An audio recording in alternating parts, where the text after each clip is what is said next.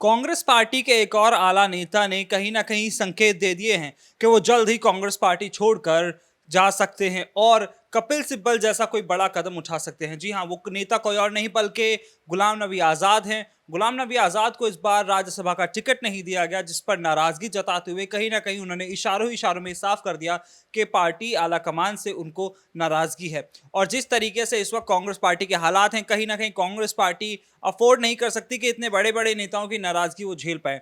तो आखिरकार क्या वाकई में गुलाम नबी आज़ाद भी कांग्रेस पार्टी का साथ छोड़कर वैसे ही चले जाएंगे जैसे कपिल सिब्बल छोड़कर चले गए, या फिर इस सब के बावजूद भी वो पार्टी के साथ बने रहेंगे? तो इन्हीं सभी तमाम बातों पर चर्चा के लिए मेरे साथ मौजूद है मेरी खास सहयोगी साक्षी। साक्षी, पहले तो बहुत बहुत स्वागत है आपका हमारे इस खास प्रोग्राम में। जी धन्यवाद।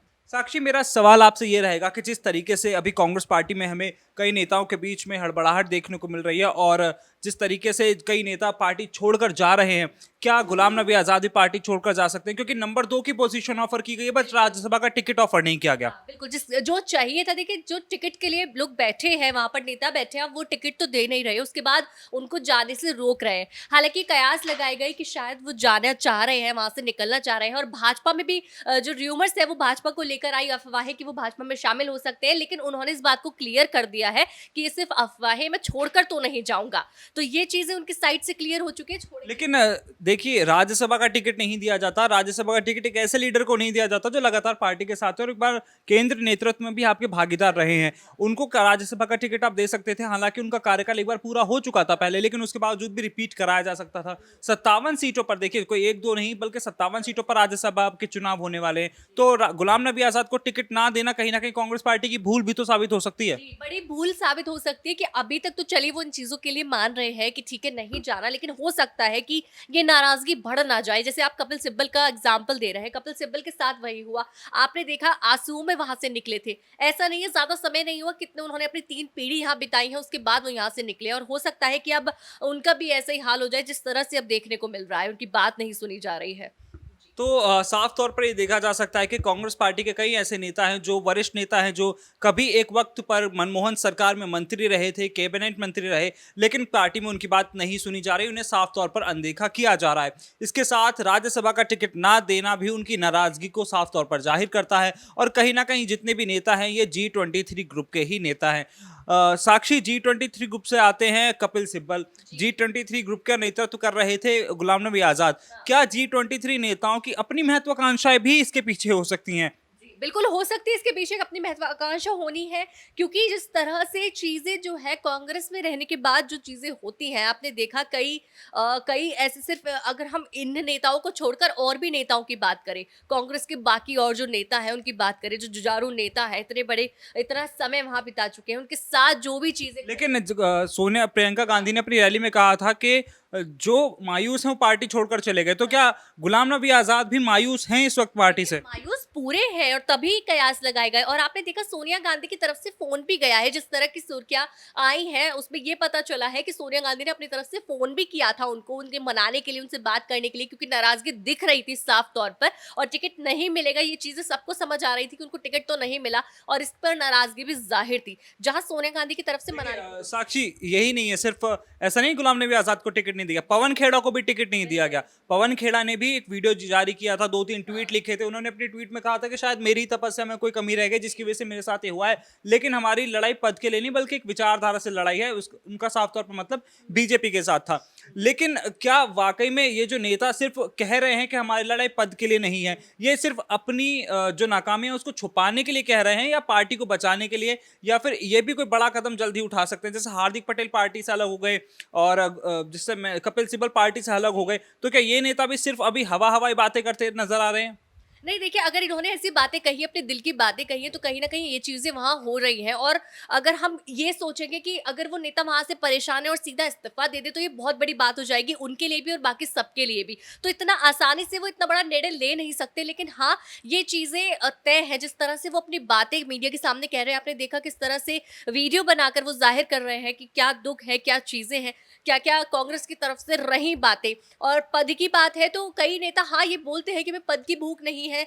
आप हार्दिक पटेल को देख लीजिए। देखिए, हार्दिक पटेल भी कुछ वक्त पहले यही कहते थे कि पद की हाँ, भूख नहीं है, जी। लेकिन उनको पद भी कांग्रेस पार्टी में दिया गया, लेकिन उसके बावजूद भी उन्होंने कांग्रेस पार्टी छोड़ दी। तो इसका तो मतलब यही है कि कांग्रेस पार्टी के नेता कहीं ना कहीं अपनी निजी महत्वाकांक्षाओं के चलते पार्टी ज्वाइन करते हैं और पार्टी को छोड़कर चले जाते हैं। देखिए सिर्फ पद ही नहीं और भी बहुत सारी चीजें होती हैं। पद तो दे दिए लेकिन हार्दिक पटेल की तरफ से ये भी लगा कि जिस तरह से वो चीजों करने के लिए बेताब रहते हैं, कई ऐसी चीजें हैं जिस तरह से जिम्मेदारियां लेना हो और बाहर निकलना हो, सड़क पे उतर के लोगों की मदद करना हो, ऐसी बहुत सारी चीजें थी जो देखी गई हार्दिक पटेल की तरफ से, जो और भी काम वो है देखिए, बात ये हो रही थी कि जो हार्दिक पटेल को लेकर बात थी कि जो कांग्रेस में रहता है वो देश विरोधी है और जो बीजेपी के साथ आता है वो देश प्रेमी है। तो ये बात हार्दिक पटेल को लेकर के हो रही थी फिलहाल। लेकिन हम बात कर रहे थे गुलाम नबी आजाद के बारे में। जो उनका कार्यकाल था उसे रिपीट किया करवाया जा सकता था, लेकिन उतनी गुंजाइश नहीं छोड़ी गई। अब जो भारत जोड़ो यात्रा जो 2024 के लोकसभा चुनावों के लिए कांग्रेस पार्टी निकालने वाली है, सबसे बड़ा कैंपेन बताया जा रहा है। उसमें भी देखिए गुलाम नबी आजाद का नाम नहीं था, हालांकि दिग्विजय सिंह जैसे नेता का नाम था और प्रियंका गांधी का नाम था, लेकिन उसमें भी गुलाम नबी आजाद का नाम नहीं था। तो इसका मतलब यह है कि पूरी तरीके से साइडलाइन करना तो शुरू कर चुकी है कांग्रेस पार्टी। जी, साइडलाइन करना शुरू कर रहे हैं तो किस बात की कॉल करके आप नाराजगी दूर करना चाह रहे हैं? ये सवाल सोनिया गांधी के लिए रहेगा। आपको भी पता है सोनिया गांधी मनाने की कोशिश कर रही है। तो जब हम ये चीजें कर रहे हैं, आप एक नेता को पूरी तरीके से साइडलाइन कर रहे हैं और सिर्फ कांग्रेस की ये आदत हमेशा से रही है। सिर्फ गुलाम नबी आजाद की बात नहीं है, ऐसे बहुत से नेता हैं जिनके साथ वो ऐसा व्यवहार करते हैं, जिसके बाद आपने देखा किस तरह से अब उनके साथ भी यही चीजें हुई हैं। वहीं बार-बार सुनने में आ रहा है कि हर किसी ने जो है मनाने की कोशिश भी की, लेकिन उसका कोई फायदा तो होने वाला नहीं है। हालांकि वो छोड़कर अभी नहीं जा रहे हैं।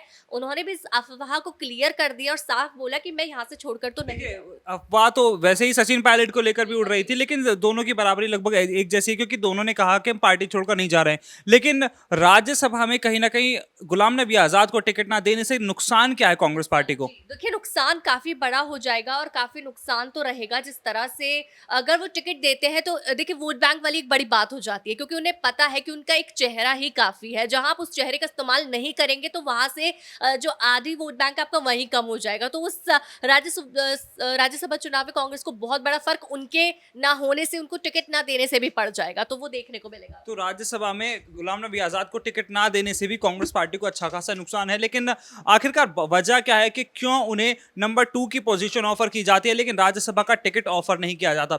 बड़ी बात यह है, हालांकि साक्षी मैं एक दो सवाल आपसे और लेना चाहूंगा। बात यह है कि कांग्रेस पार्टी 2024 के चुनावों को लेकर के साफ तौर पर रणनीतियां बना रही है। अभी फिलहाल में देखा गया कि हेराल्ड जो बिल्कुल। जिस न्यूज़पेपर को लेकर के इतना बवाल मचा हुआ है, ईडी ने समन भी भेज दिया है, वहां पर भी कांग्रेस पार्टी को अच्छा खासा धक्का लगा है। और बाकी अगर मोर्चों की बात कर ली जाए, लेकिन उसके बावजूद भी कहीं ना कहीं कांग्रेस पार्टी लगातार पिछड़ती हुई तो नजर आ ही रही है, बल्कि राजस्थान के हालात भी सुधरते हुए नजर नहीं आ रहे हैं। सचिन पायलट ने आज भी एक तंज अशोक गहलोत पर कस दिया और वहीं की 4 सीटों पर देखिए चुनाव है। और जिस तरीके से कांग्रेस पार्टी कह रही है कि वहां पे 4 में से 3 सीटें हम निकाल लेंगे, इस तरीके से 4 में से 3 सीटें कैसे निकाली जा सकती हैं जैसे उनके अभी हालात नजर आ रहे हैं? हाँ, बिल्कुल, जिस तरह के हालात चल रहे हैं उसमें मुश्किल है इस तरह से सीटें निकालना, क्योंकि अशोक गहलोत पर लगातार तंज तो कस दिया है। और आप इस पे अगर सचिन पायलट की तरफ से भी देखें तो कहीं ना कहीं आपको भी पता है कि सचिन पायलट पूरा मौका देख रहे हैं कि अशोक गहलोत क्योंकि वो पहले भी समझा चुके हैं सोनिया गांधी या राहुल गांधी को भी कि मुख्यमंत्री को बदलना बहुत ज्यादा जरूरी है, और उन्हें पता है कि उनका वहां पर जो है अपना नाम आ सकता है। उनको अपनी जो है पड़ी है कि वहां पर उनका नाम आ जाए, जिस तरह से लोगों की मांग भी है। तो एक बड़ा फर्क पड़ जाएगा, क्योंकि इतना आसान नहीं है कि जिस तरह का छवि जो है वहां पर कांग्रेस की बिखर चुकी है राजस्थान में, यहाँ पर कोई टिकट उनको मिल जाए या फिर कोई ऐसे वोट बैंक जो है उनका बन जाए इस बार चुनाव। वोट तो साफ तौर पर ये देखा जा रहा है, राज्यसभा चुनावों को लेकर कांग्रेस पार्टी में लगातार कहीं कहीं ना कहीं खलबली मची हुई है। इसी के साथ ये भी देखा गया कि राजस्थान में ही बीजेपी ने जिस तरीके से सचिन पायलट का बयान था कि 4 में से 3 सीटें जो हैं वो कांग्रेस पार्टी लेकर के जाएगी, उसको बचाने के लिए कहीं ना कहीं डॉक्टर सुभाष चंद्रा को निर्दलीय तौर पर समर्थन दे दिया। और उनके समर्थन देने के बाद साफ तौर पर यह माना गया कि कहीं अब कांग्रेस पार्टी को चुनौती देने के लिए बीजेपी बिल्कुल तैयार है। तो वहीं गुलाम नबी आजाद को टिकट ना देकर भी क्या कांग्रेस पार्टी ने अपने ही पैरों पर कुल्हाड़ी मार ली है? आपका इस बारे में क्या कहना है? कमेंट करके हमें जरूर बताइए और ऐसी तमाम बड़ी खबरों के लिए देखते रहिए स्पेन 9 न्यूज। नमस्कार।